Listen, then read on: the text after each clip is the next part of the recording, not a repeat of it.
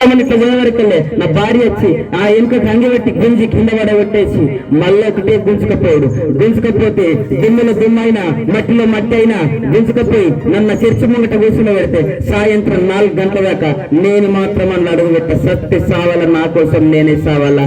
నా దేవుళ్ళని విడిచిపెట్టేసిన నేను దేవుడు అంటే ఈ దేవుడు పిచ్చోడు, ఇడు మంచోడు కాడు, ఇడు చెడ్డోడు, పాస్టర్ అమ్మచ్చి నాతోని అయ్యా రేజులో నువ్వు ఎవరిగా నడిడికి వెళ్ళాను ఏమన్నా నువ్వు నడిడికి వెళ్ళా ఏం చెప్తున్నావు నాకు సోది దేవుడు వేస్తూ నువ్వు వేస్తూ అన్ని వేస్తూ నేను నమ్మ అన్న. 4 గంటల దాకా కూర్చున్నా. 4 గంటల దాకా కూర్చున్నాక రాయ్య ఒకసారి రాను ఒక్కసారి రానంటే రానన్న ఆటో మలుపుకొని మళ్ళీ ఇంటికి వచ్చిన. ఇంటికంటే నేలకలు ఆడిని నిజం వాళ్ళు నేలకలు పోయిన తర్వాత మళ్ళా తెల్లారి పొలం అయ్యేలా తిరుగు పక్క పోదాం రమ్మన్నాడు. నిమ్మకాయలు తీసుకున్నా, కూరని తీసుకోమన్నాడు, అన్ని తీసుకొని రమ్మన్నాడు. కానీ మేము అవన్నీ బస్తా పెట్టి నన్ను నమ్మించి మళ్ళా చర్చి కాడికి తీసుకుపోయి కూర్చుని పెడితే తెల్లారి మళ్ళా 4 దాకా కూర్చున్నా.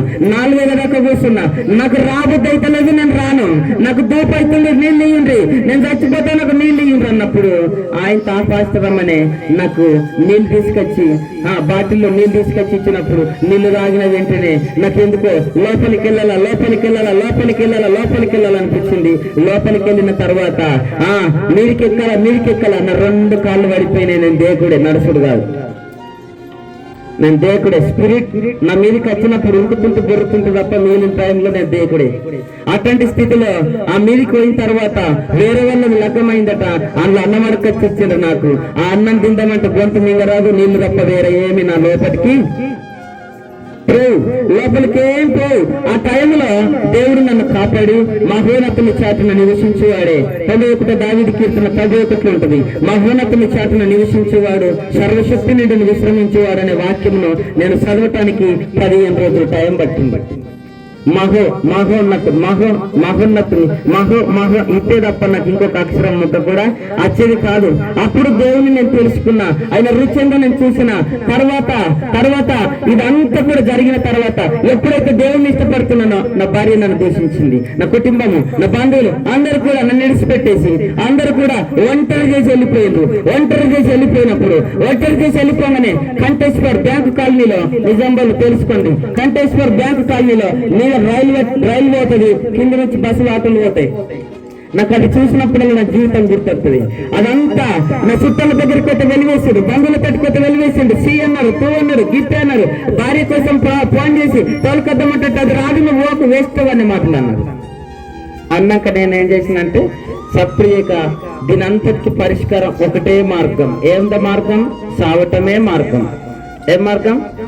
సాగటమే మార్గం అని రైల్వే ట్రాక్ మీద, రైల్వే పట్టాల మీద నేను పండుకున్నప్పుడు గంట అవుతుంది. ఆ రైలు పట్టాల మీద నేను పండుకున్నా, ట్రైన్ వస్తలేదు, ఎండకాలం బాగా దూపైతుంది. ఏంటి ప్రభా ఇంతగానం దూపైతుంది, నేను సత్తే నీ రాజ్యం రావాలా, నా బాడీ బొక్క కూడా ఎవరికి దొరకద్దు, నేను అట్లా పొక్కు కావాలని చెప్పేసి పట్టాల మీద వండుకున్నప్పుడు ఆ పట్టాల మీద ట్రైన్ రాలేదు, బాగా దూపైపోతుంది. అయ్యో నేను కొన్ని నీళ్ళు తాగొచ్చని చెప్పి కిందికి దిగినప్పుడు కింద ఒక ఆమె నాకు పరిచయం. ఆమె దగ్గరికి నేను వెళ్ళి ఆమెను అడిగిన మాట ఏంటంటే, తలుపు కొట్టి నీళ్ళు ఇస్తారా అమ్మ అని. తలుపు కొట్టినప్పుడు వాళ్ళు తలుపును లాక్ చేసుకున్నారు. లోపటి నుంచి పండుకున్నారేమో అని నేను అనుకున్నా. నిజామాబాద్లో పండుకున్నారేమో అని నేను అనుకున్నా. కొట్టి బయటకు వెళ్ళి మళ్ళా రైల్వే ట్రాక్ ఆ పట్టల మీదకి వెళ్దామనే టైంలో అందులో నుంచి ఒక సరం, ఒక పాస్టర్ ముందల్లో పిలుపుతుంది. అయ్యా ఎవరో కుమారుడు చనిపోవాలని ఆలోచన కలిగి ఉన్నాడు, ఎవరో చనిపోవాలని ఆలోచన కలిగి ఉన్నాడు, ఆ కుమారుడు నీ దగ్గర నిలబడ్డాడు, ఒకసారి తీసుకురాపు అన్నప్పుడు తలుపు తీసినప్పుడు ఆమెను చెప్తే పిచ్చిరానికంటే అద్భుతం ఉంది. ఆమె ప్రార్థన చేస్తుంది, దేవుడు నిన్ను అభిషేకించబోతున్నాడు, దేవుడు నిన్ను వాడుకోబోతున్నాడు అంటే నేను అనుకున్నా. దీనికి ఏం పిచ్చి లేచింది, నా బతుకు ఇంత గందరగోళంలో ఉన్నది, నేనేం మారతా, నా జీవితం ఏం కట్టబడుతుంది, నేను కట్టబడుతున్నా, అసలు దేవుడు ఉన్నాడా, అసలు దేవుడు ఉంటే నాకు ఈ బాధ లేంది, ఈ దేవుడు ఉంటే నాకు గిన్ని శ్రమలా అని చెప్పేసి నేను ప్రార్థన చేసుకున్నా. ఆమె అన్నది కదా, ఒక్కడివైనా సరే ప్రార్థన చేయి, నిన్నెవరెవరైతే దూషించిండ్రో, నిన్నెవరెవరైతే బాధ పెట్టిండ్రో, నిన్నెవరెవరైతే కృంగదీసిండ్రో వారందరూ కూడా నీ వద్దకు వస్తారని చెప్పింది. హల్లెలూయా. ఈ విధంగా ఉన్నానంటే నా వెనకాల శ్రమలు ఎన్నో.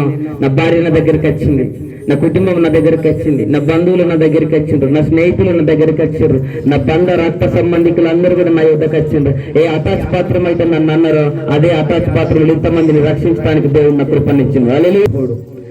యెహోవా నాకు నేను సమస్తమును నా